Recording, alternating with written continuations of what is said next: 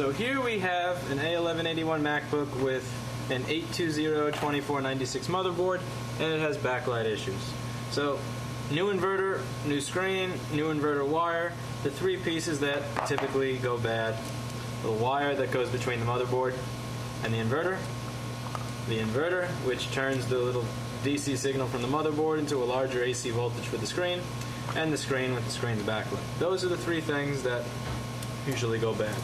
So we opened this computer to take a look at it, and where there's supposed to be a zero, I believe, I'm guessing here, a 0 ohm resistor that goes between the 5-volt power supply of the board and this first pin of the inverter cable, there's a gaping hole.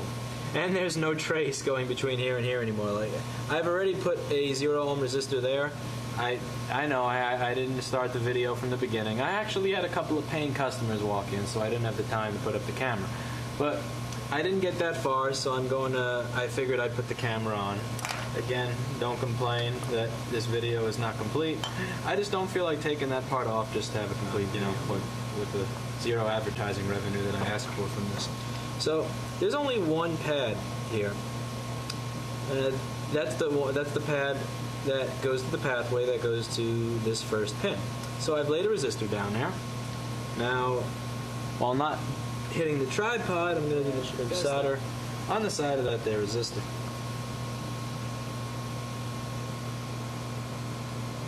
Let's use a thinner solder.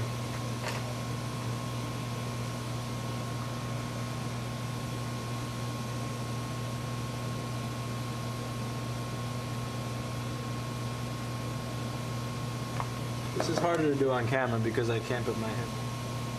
I'm sure it'll turn out just fine. Just fine. I don't actually need to see what I'm doing.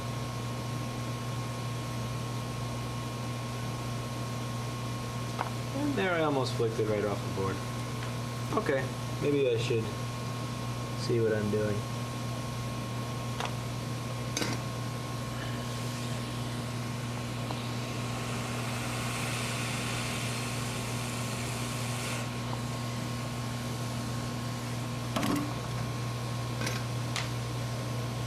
You don't get to run away yet, little resistor. Oh no. You're not done until I say so.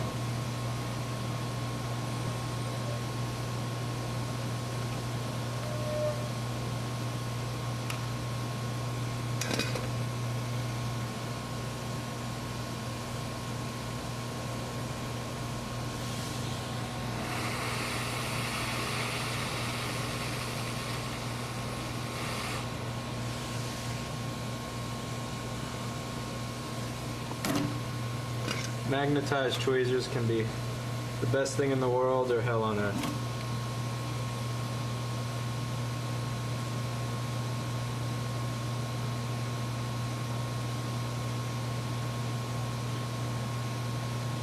For me, usually hell on earth.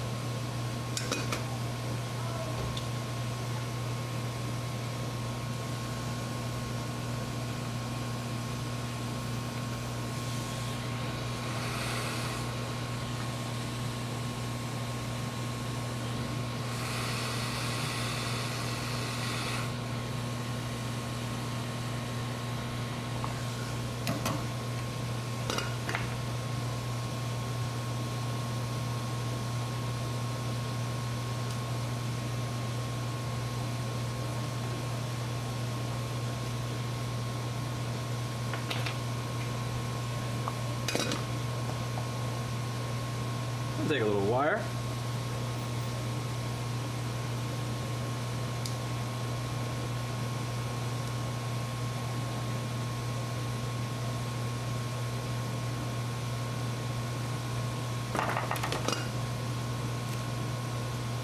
Hit it on both ends.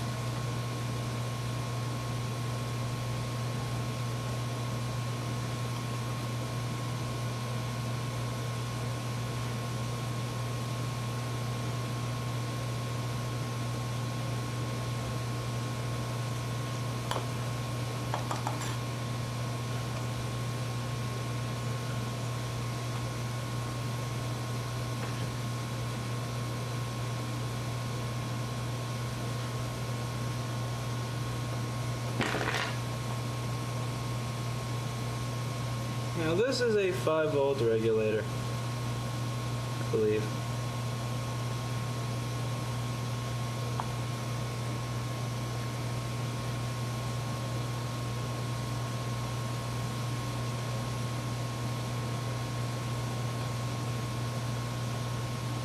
Putting a disgusting blob of solder on there. Shameful blob of solder.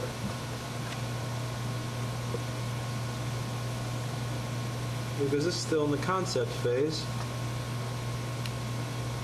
When you're just trying to see if your idea works, going for the perfect solder joint is not, and the perfect everything and the perfect looks, like, it's just not that important, because the time that you waste on that is time you're going to waste from figuring out if your idea works. And when you're doing this kind of stuff, it's really important to keep your patience.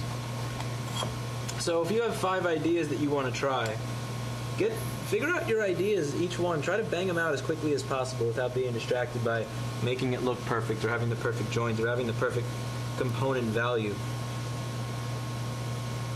Because anything that's going to make you think or reach for something or try again is just going to get in the way of your patience. And your patience is really important when you're dealing with these type of repairs.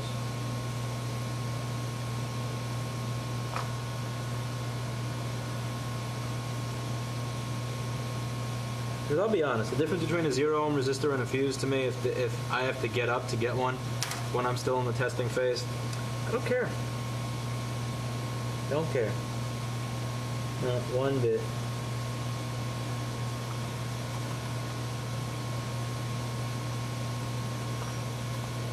The difference between a 24-volt fuse and a 32-volt fuse, all of that, again, for the final finished masterpiece, sure.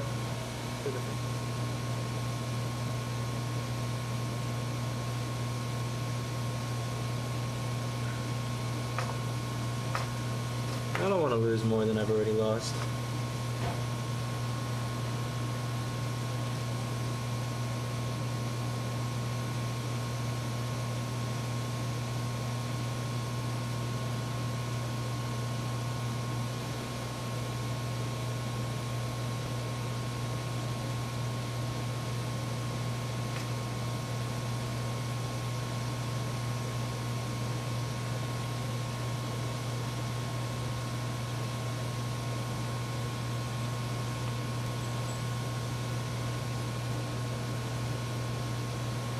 Also, this would be much easier with smaller wire.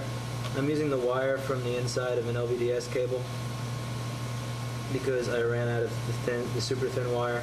They have this great wire for jump ring connections on these motherboards where it's so light that it has no, it doesn't have any like physical resistance. Like if you pull on that wire, it's not going to pull up.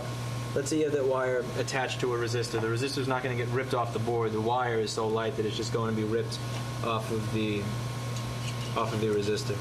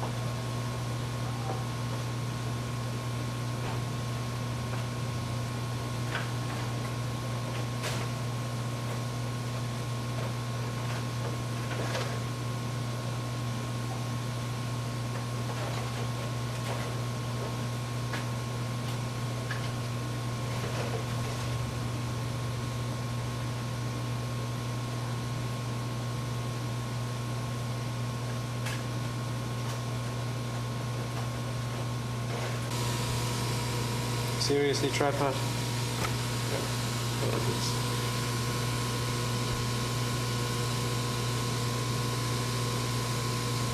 You think I was holding the camera, but that's actually the tripod. Alright, so we're going from, let's find a non-metallic instrument to do some pointing with.